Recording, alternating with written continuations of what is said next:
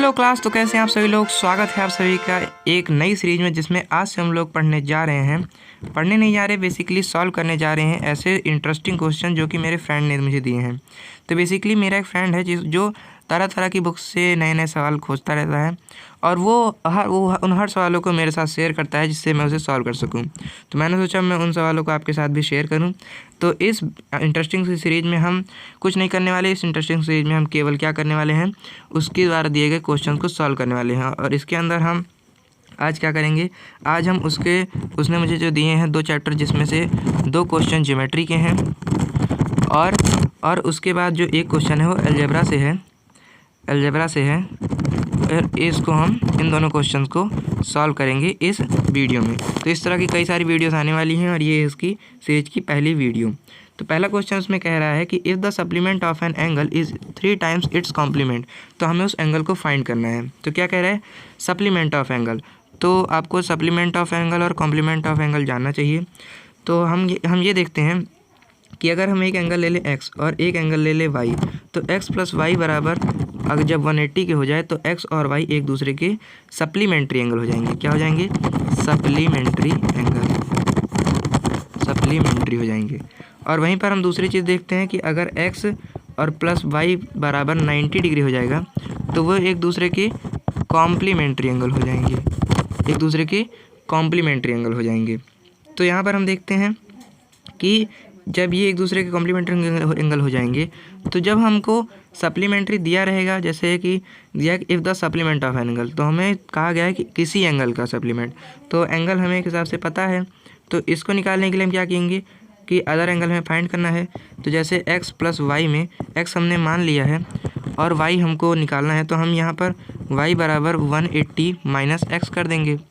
तो इसीलिए जब भी हमें सप्लीमेंट्री या कॉम्प्लीमेंट्री एंगल निकालना रहता है तो हम बेसिकली उसमें से अदर एंगल जो हमें वो है उसको क्या कर देंगे, माइनस कर देंगे। तो अब क्वेश्चन को समझते हैं। और एक चीज़ आपको और जाननी चाहिए कि जहाँ पर इज़ लिखा होता है तो इसका मतलब होता है इक्वल, और इक्वल के लिए आप इक्वल का साइन लगा सकते हैं।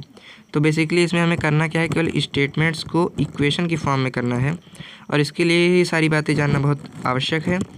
तो फिर हम क्या करेंगे, सबसे पहले क्वेश्चन को पढ़ेंगे और जिसमें हम देखते हैं कि if the supplement of an angle, किसी एंगल का सप्लीमेंट क्या हो सकता है, 180 माइनस एक्स। अगर हम उस एंगल को माने x, तो अगर हम उस एंगल को मान लें x, तो यहाँ पर क्या हो जाएगा, वो एंगल हो जाएगा, उसका सप्लीमेंट्री एंगल क्या हो जाएगा, 180 माइनस एक्स।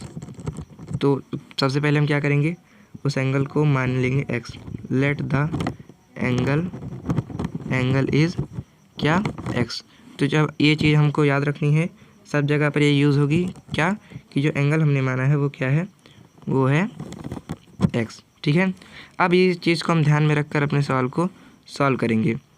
तो यहाँ पर जब हम इसे सॉल्व करेंगे तो हम देखते हैं कि if the supplement of an angle, तो चूँकि वो एंगल x है तो उसका सप्लीमेंट क्या हो जाएगा, 180 माइनस एक्स। तो 180 माइनस एक्स हो जाएगा। तो क्या कह रहा है, इज़ के मैंने आपको बताया इक्वल लगा सकते हैं। क्या है, 3 टाइम्स के लिए हम मल्टीप्लाई लिखते हैं। कॉम्प्लीमेंट, इट्स कॉम्प्लीमेंट, उसका कॉम्प्लीमेंट क्या हो जाएगा, 90 माइनस एक्स। तो इसके बाद हम यहाँ पर देखते हैं कि अब ये हमारा हो गया सप्लीमेंट्री वाला पार्ट इतना, और इसका हमने लगा दिया इक्वल, और 3 टाइम्स इट्स कॉम्प्लीमेंट को भी हमने लिख लिया। तो इसका मतलब ये है कि हमने जो स्टेटमेंट क्वेश्चन में दिया है उसे इक्वेशन की फॉर्म में कर दिया है। और ये बहुत इंपॉर्टेंट है, अगर हम स्टेटमेंट को इक्वेशन की फॉर्म में कर लेते हैं तो हम उस इक्वेशन को आराम से सॉल्व कर वैल्यू फाइंड कर लेंगे। तो अब इस इक्वेशन को आराम से सॉल्व करते हैं और वैल्यू को निकालते हैं। तो यहाँ पर हम देखते हैं कि ये जो माइनस एक्स है ये माइनस एक्स ही रह जाएगा। और इसके बाद फिर इसको करने से पहले, इस स्टेप से पहले एक और स्टेप कर लेते हैं, जो कि है इसका मल्टीप्लाई करना 3 से। तो 9 3 = 27 माइनस 3x। अब हम इसको क्या करेंगे, इसका इक्वल से इस साइड या फिर उस साइड करेंगे, तो ये माइनस एक्स हो जाएगा। माइनस 3x यहाँ पर आकर प्लस 3x हो जाएगा। और जब ये प्लस 3x हो जाएगा तो इक्वल का साइन इक्वल के साइन के पास रहेगा, 270 वैसे ही रहेगा, और ये जो प्लस 180 है यहाँ पर आकर माइनस 180 हो जाएगा। इसके बाद हम देखते हैं कि यहाँ पर जो ये माइनस एक्स है और प्लस 3x है, ये मिलकर हो जाएगा प्लस माइनस माइनस, तो ये हो जाएगा 2x ना। और ये जो प्लस साइन है तो यहाँ पर प्लस साइन लग जाएगा। और ये 270 - 180 होता है 90। इसके बाद फिर हमारा क्वेश्चन लास्ट में पहुँच गया है। और ये जो हो जाएगा x बराबर हो जाएगा 90/2 और 90/2 हमें पता है 45 के बराबर होता है। तो हमारा आंसर आ जाएगा 45 डिग्री। और जो एंगल उसमें मेंशन है वो भी क्या है, वो भी है 45 डिग्री। तो हमारा आंसर, हमारे फ्रेंड का आंसर आ जाएगा क्या, 45 डिग्री। 45 डिग्री। तो नेक्स्ट क्वेश्चन के आगे और बढ़ते हैं। नेक्स्ट क्वेश्चन का एक अलजेब्रा का क्वेश्चन है जिसमें कह रहे हैं कि 2x⁴ - 4x⁴ + 1 का मल्टीप्लाई हमको करना है 2x⁴ - 4x⁴ - 1। ये सुनने में बहुत मुश्किल लग रहा होगा, और अगर हम इसे मल्टीप्लाई जो हमें डिस्ट्रीब्यूटिव मेथड पता है उससे करेंगे तो ये बहुत बड़ा भी हो जाएगा। तो इसके लिए हम अपना अलजेब्रिक आइडेंटिटी यूज़ करेंगे, जो कि हमें पता है कि होती है, हमें पता है कि a फर्स्ट ब्रैकेट में a - b और सेकंड ब्रैकेट में a + b ये इक्वल होता है a² - b² के। तो अगर हम इस इक्वेशन को ध्यान से देखें, तो इसमें हम देखते हैं कि अगर हम इसे a मान लें, क्योंकि ये दोनों में सेम है, तो अगर हम इन दोनों को a मान लें और ये जो हमारा 1 है, क्योंकि ये प्लस है और ये माइनस है, तो इन दोनों 1 को हम क्या मान लें, इन दोनों 1 को हम मान लें b। तो यहाँ पर हमारा a और b हमें मिल गया है। और चूँकि ये इसी फॉर्म में है, इसीलिए हम क्या करेंगे, इस फॉर्म में इसका होने के कारण हम इसको आराम से सॉल्व कर लेंगे अलजेब्रिक आइडेंटिटी की मदद से। तो ये हो जाएगा हमारा a² - b²। तो यहाँ पर a और b की वैल्यू हम पुट कर आंसर निकाल लेंगे। तो जब हम इस मेथड का यूज़ करेंगे तब हम देखते हैं कि ये हो जाएगा,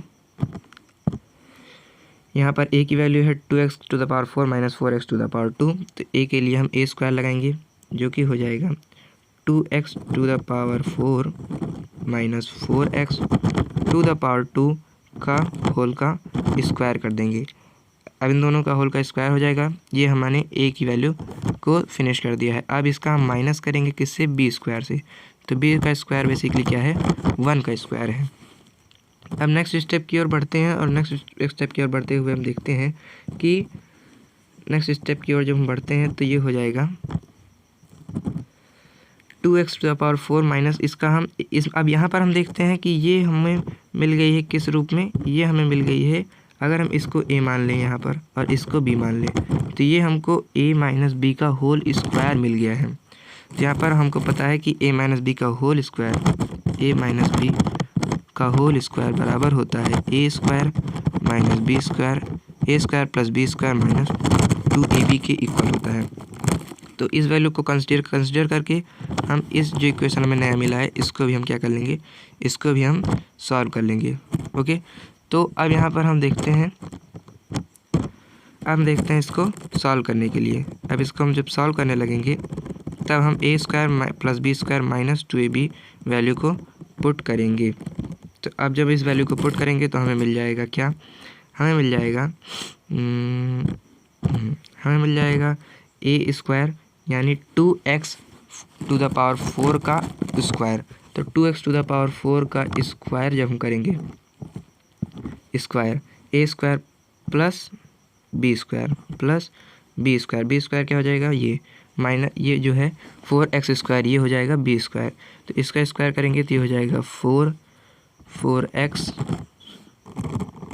ये हो जाएगा 4x², ठीक है, 4x², इसका कर देंगे स्क्वायर, 4x² का स्क्वायर कर देंगे, ये हो जाएगा a² - b² और प्लस b² - 2ab। तो 2ab मतलब 4 × 2 = 8 हो जाएगा। तो ये हो जाएगा 2 ब्रैकेट में 4 × 2 = 8 और x⁴ में जब हम मल्टीप्लाई करेंगे x⁴ तो ये हो जाएगा x⁴, क्योंकि हमें अभी हम RD शर्मा सीरीज में क्वेश्चन ये लॉ पढ़ेंगे कि जब बेस इक्वल होता है तब उसकी पावर्स जो होती हैं वो ऐड हो जाती हैं। तो इस लॉ ऑफ एक्सपोनेंट को ध्यान में रखते हुए हम क्या कर देंगे, इसकी 8 के बाद x की पावर क्या हो जाएगी, x की पावर हो जाएगी 6। एक्स की पावर 6। तो अब इस इक्वेशन को हम सॉल्व कर लेंगे और इसे सॉल्व करते समय हम देखते हैं कि ये हो जाएगा 2 का स्क्वायर हो जाएगा 4, एक्स स्क्वायर हो जाएगा 8 प्लस 4 का स्क्वायर हो जाएगा 16, एक्स का स्क्वायर हो जाएगा 4 माइनस 8 2 या 16 और एक्स की पावर 6। तो ये हमारा हो जाएगा आंसर। इसको हम अगर हम चाहें तो अगर कोई लोग याद करते हैं कि a माइनस बी का whole square is equal to A square minus 2ab plus B square, तो अगर उन लोगों की तरह हम लिखना चाहें तब ये हमारा आंसर हो जाएगा ए स्क्वायर यानी 4x to the power 8 minus 16 X power 6 plus 16 X to the power 4। तो ये दोनों जो आपके जो आंसर हैं ये राइट हैं, लेकिन आपने जिस हिसाब से अपने फार्मूले को याद किया है वो सही है, इसीलिए आप इन दोनों में से किसी भी फार्मूले का यूज़ कर सकते हैं। आपने नेक्स्ट और लास्ट क्वेश्चन की ओर बढ़ते हैं, जिसमें ये भी एक ज्योमेट्री का क्वेश्चन है और इसमें क्या कह रहा है कि the measure of an angle is twice the measure of the supplement of angle. ये लास्ट और इजी क्वेश्चन है जिसमें कह रहा है कि if the measure of an angle, किसी एंगल का मेजर, तो किसी एंगल को हम क्या मान लेंगे, लेट वो जो एंगल है, लेट जो एंगल हमें कह रहा है किसी एंगल, तो उस एंगल को हम मान लेंगे एक्स, उस एंगल को हम मान लेंगे एक्स, उस एंगल को जब हम एक्स मान लेंगे। अब जब हम उस एंगल को एक्स मान लेंगे तो क्या हो जाएगा, तो क्या कह रहा है इज, इसके लिए हम क्या लगाते हैं, इक्वल लगाते हैं। तो ये हो जाएगा एक्स इक्वल किसकी, ट्वाइस मतलब 2। अब 2 के बाद हमें इंटू भी करना पड़ेगा, twice the measure of its supplementary angle. अब उसका सप्लीमेंट्री एंगल क्या है, उसका सप्लीमेंट्री एंगल है 180 माइनस वो एंगल एक्स जिसको हमने माना है, तो हो जाएगा 180 माइनस एक्स। तब ये एक्स बराबर हो जाएगा 2 इंटू 12 2 या 36 और 0 लग जाएगा माइनस 2x। तब ये स्टेटमेंट को हमने इक्वेशन की फॉर्म में कर लिया है और इसे हम सॉल्व कर आंसर फाइंड कर लेंगे। क्या कह रहा था कि वो जो एंगल है वो इक्वल है किसके, वो इक्वल है 2 टाइम्स उसके सप्लीमेंट्री एंगल। तो किसी का भी सप्लीमेंट्री एंगल होता है 180 माइनस एक्स और उसका 2 टाइम्स को जब हम सॉल्व कर लेंगे तो ये हमारा इस फॉर्म में हमको मिल जाएगा। अब इसे हम आगे सॉल्व करते हैं। आगे सॉल्व करते समय मैं जो x है कह रहा है कि ये x इज इक्वल टू हो जाएगा किसके, ये हो जाएगा 360 माइनस 2x। माइनस 2x को हम आगे ले आएंगे तो ये हो जाएगा प्लस 2x, तो ये हो जाएगा x प्लस 2x बराबर हो जाएगा 360 के। अब x प्लस 2x बराबर हो जाएगा 360 के। पहले हम इसको इसके इक्वल में रखेंगे जो कि बहुत ज़रूरी है, जो कि ये देखने में भी अच्छा लगता है। तो फिर x प्लस 2x हो जाएगा 3x बराबर हो जाएगा 360 के। तो x बराबर हो जाएगा 360 अपॉन 3 के, और 360 अपॉन 3 इक्वल होता है, हमें पता है किसके, ये इक्वल होता है 3 1 जा 3, 3 2 जा 6, 2 के और 0 0। तो ये जो एंगल इसमें कह रहा है ये एंगल किसके इक्वल हो जाएगा, ये एंगल इक्वल हो जाएगा 120 डिग्री के। और इसी के साथ हमारे फ्रेंड ने जो क्वेश्चन आस्क किया था उसका भी आंसर क्या हो जाएगा, उसका भी आंसर हो जाएगा 120 डिग्री। तो आशा करते हैं आपको ये समझ में आया होगा। धन्यवाद आप सभी का अभी तक इस वीडियो में बने रहने के लिए। आपको इन तीनों क्वेश्चन से रिलेटेड जो भी डाउट है उसे कमेंट सेक्शन में पुट करें। पढ़ते रहिए, मिलते हैं नेक्स्ट क्लास में। धन्यवाद।